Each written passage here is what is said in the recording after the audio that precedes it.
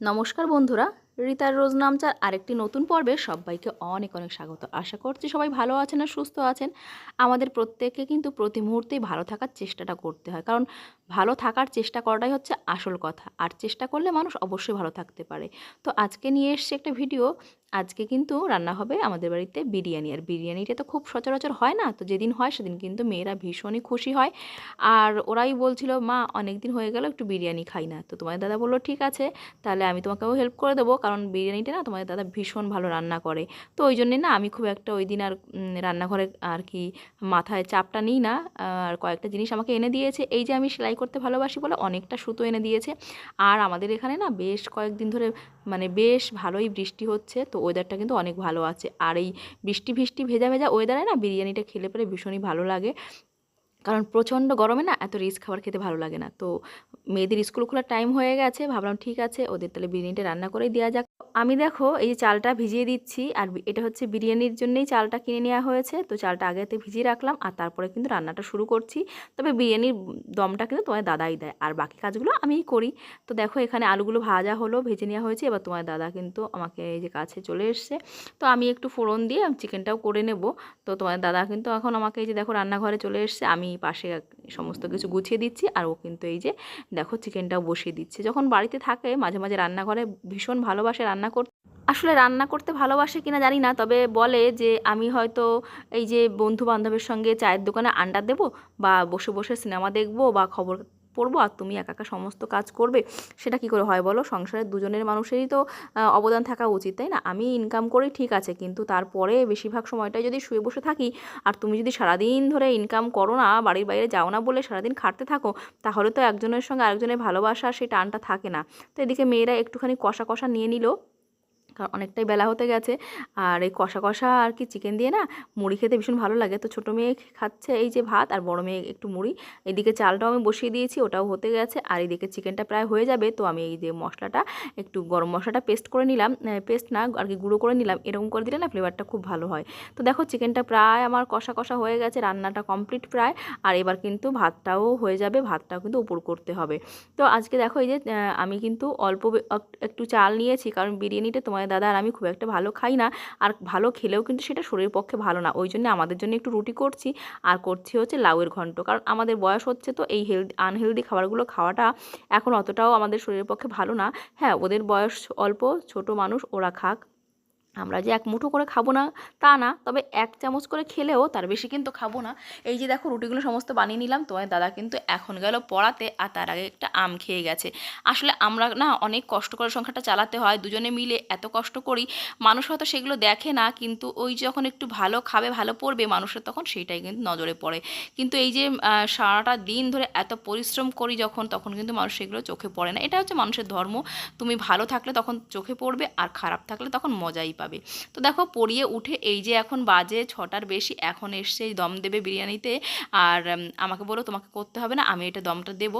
তো দেখো এই যে এখন রেডি করছে, আর আমরা কিন্তু ওই যে একটু খেয়েছি, একটু আম কেটে খেয়েছি দুপুরবেলায়, আর তেমন কিছুই খাইনি। তো এই যে বিরিয়ানিটা দমে বসানো হয়ে গেল, তোমার দাদা এখন আবার পড়াতে যাবে, আর আমি ওইদিকে রুটিগুলো সমস্ত কিছু কিন্তু বানিয়ে নিয়েছি আগেই। এখন তোমার দাদা আবার বেরোবে, একটু যাওয়ার আছে, আর আমি আর তোমার দাদা কিন্তু ওই রুটিটা খাবো। আর মেয়েরাও খেতে বসবে, তবে তোমার দাদাকে আগে খেতে দিয়ে দেবো রুটিটা আর ঘন্টটা, আর মেয়েদের কিন্তু এখন আমরা খেতে দেবো। তো দেখো ওই যে কত খুশি হয়েছে, দুই মেয়ে পাশাপাশি বসে খাচ্ছে। বড় মেয়ে খুব একটা ক্যামেরায় আসতে চায় না, তবে ছোটো মেয়ে কিন্তু এই যে দেখো কত খুশি। সেই যে সারাটা দিন ধরে বসে আছে একটু বিরিয়ানি খাবো, আর এখন খেতে বসে অনেকটা মজা পেয়েছে। তো ওরা তো খাওয়া দাওয়া হয়ে গেল, আর এটা হচ্ছে পরের দিনের ভিডিও।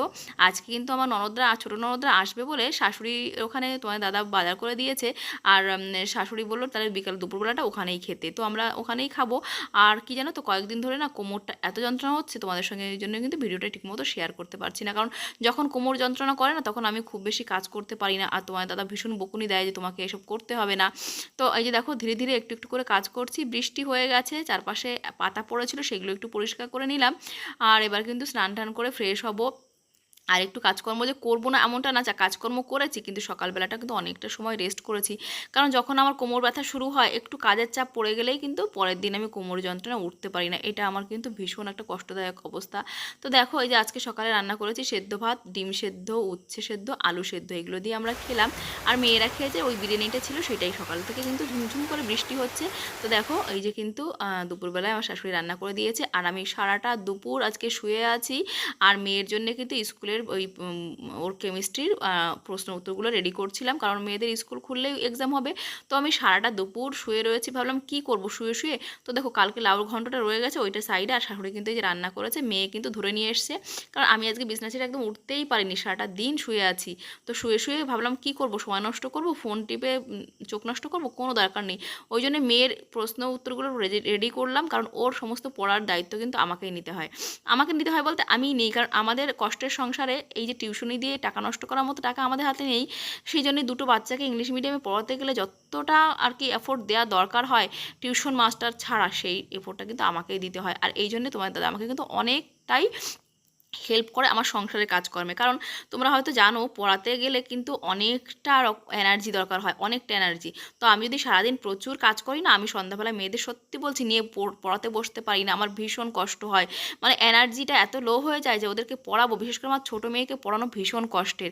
তো দেখো কতটা সবজি হয়েছে, আর এই যে সবজিগুলো চাষ করতে গিয়েই কিন্তু কোমরে যন্ত্রণাটা হয়। কিন্তু এইটা যে আমার একটা ভালোবাসার জায়গা। এই দেখো বাচ্চারা এই যে গাছে জামরুল হয়েছে, কত খুশি তোমরা দেখতে পাচ্ছ, আমার ননদের মেয়েও কত খুশি। তো আমি সবাইকে বললাম আয় আয় চলে আয়, দেখ কত সুন্দর জামরুল হয়েছে। এই যে আনন্দগুলো, এইগুলো তো আমরা ছোটোবেলায় পেয়েছি, আজকাল বাচ্চারা এই আনন্দগুলোই কিন্তু পায় না। এখন দেখো আমার মেয়েরা কত খুশি, আর সঙ্গে আমার ননদের মেয়েও কিন্তু অনেক খুশি হয়েছে। তা আমি বললাম পেড়ে নে তোরা, হাত দিয়ে পার। এই যে বাচ্চারা হাত দিয়ে পেড়ে ফল খাচ্ছে, এই আনন্দটা সত্যিই কিন্তু খুব দুর্লভ বলতে পারো আজকালকার দোকান। হ্যাঁ, আজকালকার দিনে মানুষ বাজার থেকে সবই কিনে খায়, কিন্তু নিজের বাগান থেকে সবজি পেড়ে খাওয়ার, ফল পেড়ে খাওয়ার এই যে আনন্দগুলো, এইগুলো কিন্তু সত্যি ভীষণ দুর্লভ হতে চলেছে আর কি। তো আমি চেষ্টা করি সেই আমাদের পুরোনো দিনের সেই অনুভূতিগুলোকে ফেরত আনতে, সেইগুলোই বাচ্চাদের মধ্যে আর কি ওদেরকে উপহার দিতে চেষ্টা করি। আর কত খুশি বাচ্চারা বলো তো, বাজার থেকে একটা ফল যত দামি ফল হোক না কেন এনে দিলে সেই আনন্দ তো ওরা পাবে না, তাই না? তো এই যে ওদেরকে কোন গাছে কোন ফল হয় সেইটা গাছ লাগালে প্রকৃতিরও যেমন উপকার, আর এই যে অনাবিল হাসি আর খুশি এইটা কোথায় পাওয়া যাবে?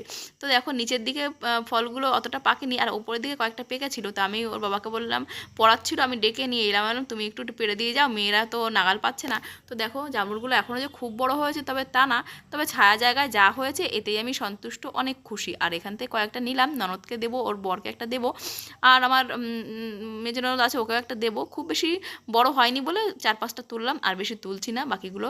আর একদিন আমার শাশুড়িকে দেবো, আর সবাইকে একটা একটা করে দেবো। আমার মা এলে মাকে একদিন দেবো, কারণ নিজের গাছের ফল তো, এইটা সবাইকে একটা একটা করে দিলেই আমার আমার শান্তি। তাদের হয়তো শান্তি হতেও পারে, নাও হতে পারে। তো দেখো এখন ননদের গাছে মানে আমার শাশুড়ির গাছে একটা জামরুল জামরুল গাছ আছে, সেটাতে কিন্তু লাল লাল হয়, তবে বাদুড়ে খেয়ে গেছে, আর খুব বেশি একটা জামরুল হয়নি। তো বাদুড়ে খেয়ে যাচ্ছে, তো আমি ননদ বললো যে যাও পেড়ে আনো। তো ওই যে ননদের মেয়েকে নিয়ে, ননদের বর ওরা সবাই এসছে, মানে মজার ব্যাপার এটা। আর আমার মেয়েরা তো কত আনন্দ পাচ্ছে দেখো। তো আমরা চলে এসেছি, এই যে গাছ থেকে পারবো। আর এই জামরুলগুলো এত সুন্দর লাল লাল, এইটাতেই কিন্তু আনন্দ বেশি, দেখো কত সুন্দর টুকটুকে লাল। তো এই যে এখানে মেয়েকে বললাম তুই ধর, ও বললো ধরবো কি, এই যে দেখো, হ্যাঁ ধরতে গিয়ে পড়ে মানে পারছে না, নাগাল পাচ্ছে না। তো এই যে আনন্দ এটা কোথা থেকে পাওয়া যাবে? তো এই যে দেখলাম আমরা ওরা সবাই ভাগ করে খেলো। দেখো আমি নিজে হয়তো খাইনি, কিন্তু বাচ্চারা খাচ্ছে, ওদের আনন্দ, এতেই তো বাবা মায়ের আনন্দ, তাই না? তো বড় মেয়ে ভাগে পায়নি, সে আবার একটা লাঠি দিয়ে পারতে চেষ্টা করছে। আমি বললাম তুই ধর ওইটাকে, ইয়ে কর, আমি পেরে দিচ্ছি তুই ধর। তো এই যে জামাটাকেই শুদ্ধ উঁচু করছে, মানে পাগলামো একটু আর কি। তো যাই হোক চলো, এই পাগলামোগুলো কিন্তু বেশ লাগে। এদিকে দেখো মেয়ে বললো মা পেয়েছি।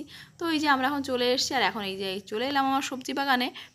প্রচণ্ড জঙ্গল হয়েছে আর ভীষণ ভয় লাগছিল, তারপরেও এলাম কেন জানো তো, কারণ সবজিগুলো বড় হয়ে যাচ্ছে, দেখো ভেন্ডিগুলো পেকে যাওয়ার মতো হয়ে গেছে, আর এগুলো খেতে না ভালো লাগে না কচি না থাকলে। তো কয়েকটা বয়স হয়ে গেছিলো, বুড়ো হয়ে গেছিলো, তারপরেও কচি কচি যেগুলো ছিল সেগুলোও নিলাম, নিয়ে এবার আমি যাচ্ছি পুরো ঘরে যাব, ঘরে গিয়ে হাত পা ধোবো। প্রচণ্ড মশা এখানে, মানে বৃষ্টির জন্যে আরও এই যে জঙ্গল তো প্রচুর মশা হয়েছে। তো এদিকে মানে আমি ভেন্ডিগুলো না নিয়েও পারছি না, ক্যামেরা ধরতে হচ্ছে, মানে ভীষণ কষ্টকর একটা অবস্থা। নিজের হাতে লাগানো সবজি এই যে তুলতে পারছি, বাচ্চাদের খাওয়াতে পারছি, এইগুলোর একটা অন্যরকম আনন্দ। আর এগুলো করতে গিয়ে না আমার ভীষণ ভালো লাগে, আমি অনেকটা আনন্দ পাই। আর আমার মনে হয় যেন এগুলো করাটাও উচিত, কারণ নিজের হাতে সবজি বানিয়ে খেলে পরিবারে একটু হলেও সুরাহা হয়। যাই হোক, এখন আমি চলে এলাম ওই যে দেখছিলে সেই করবি গাছের ডালগুলোকে প্রতিস্থাপন করব, কারণ ওই যে সকাল থেকে বৃষ্টি হচ্ছে। তো এই একটা জলের বোতল কেটে নিয়েছি, কেটে নিয়ে তার মধ্যে বালি ভরলাম, ছিদ্র করে নিয়েছিলাম আগে থেকে। আর এবার ডালগুলোকে সুন্দর করে কাটিং করছি।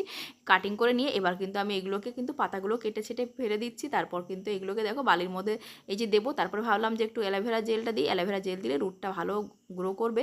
তো অ্যালোভেরা জেল দিয়ে এবার কিন্তু আমি এগুলোকে কিন্তু বসিয়ে দেবো। তারপরে কিন্তু জল দিয়ে একটা ছায়া জায়গায় রেখে দিলে দেখা যাক কয়েকটা গাছ আমি কাটিংগুলো বের করতে পারি কিনা। এভাবেই কিন্তু আমি অনেক চারা বানিয়েছি, যেমন ধুতরা গাছের চারা বানিয়েছি, আমার মেয়ের স্কুলের এক ক্লাসমেটের মা আমাকে দিয়েছে। তো দেখো সেটাও দেখাবো, এখানেই আছে সেই চারাটা। আর এইগুলো কিন্তু রেখেছি মানি প্ল্যান্ট না, আমার এই যে মর্নিং গ্লোরি গাছের ছায়া, যাতে বৃষ্টির জলটা পাবে কিন্তু রোদটা পাবে না। আর এইভাবে কিন্তু গাছগুলো সুন্দর গ্রো করবে। তো এইভাবেই কিন্তু একটু একটু করে চেষ্টা করছি বাগানটাকে গ্রো করানোর। দেখা যাক কটা কাটিং বাঁচলে পরে কাউকে না কাউকে দেবো, কারণ এতগুলো কাটিং তো আমার লাগবে না। তো এইভাবেই কিন্তু আমরা গাছপালা নিজে বানিয়ে একে ওকে দিতে পারি। আর অন্যের কাছ থেকে যদি এরকম নতুন নতুন গাছের চারা পাই, কার না ভালো লাগে, তাই না বলো? ওই দেখো আমার ওই যে ধুতরা চারাটা অনেকগুলো বড় হয়েছে, এগুলোকে কিন্তু রিপোর্টিং করব। তবে এই মুহূর্তে হয়ে উঠছে না, কারণ প্রচুর প্রচুর কাজ রয়েছে আরও বাগানে, সেগুলোও করতে হবে। করব ধীরে সুস্থে, নিশ্চয়ই করব, একটু বড় হতে থাকুক ওরা। তো মাটি রেডি করতে হবে, টবের আসলে কন্টেনারটার আমার ঘাটতি, কন্টেনারগুলো রেডি করব ভাবছি, রং টং করে সুন্দর করে রেডি করে তারপর গাছগুলো লাগাবো।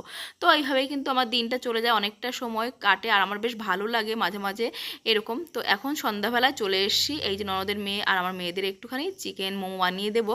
তো দেখো এই চিকেন মোমো বানানোর জন্য চিকেনটাকে বের করে ছোটো ছোটো করে কেটে নিচ্ছি, রসুনগুলোকে সুন্দর করে এই যে দেখো সোনালি করে ভেজে নিলাম। এর মধ্যে দিয়ে দেবো হচ্ছে পেঁয়াজ কুচি দিয়ে একটু লবণ দিলে তাড়াতাড়ি এটা মানে মজে যাবে। মজে যাওয়ার পর একটু এর মধ্যে দেবো হচ্ছে আমি লঙ্কা কুচি, আর তার মধ্যে দেবো কিন্তু অনেকটা বাঁধাকপি। তো বাঁধাকপি দিলে কি হয়, বাঁধাকপিটাও খাওয়া হয়ে যাবে, আর চিকেনটা একটু কম হলেও অনেকগুলো মোমো আমি বানিয়ে নিতে পারবো।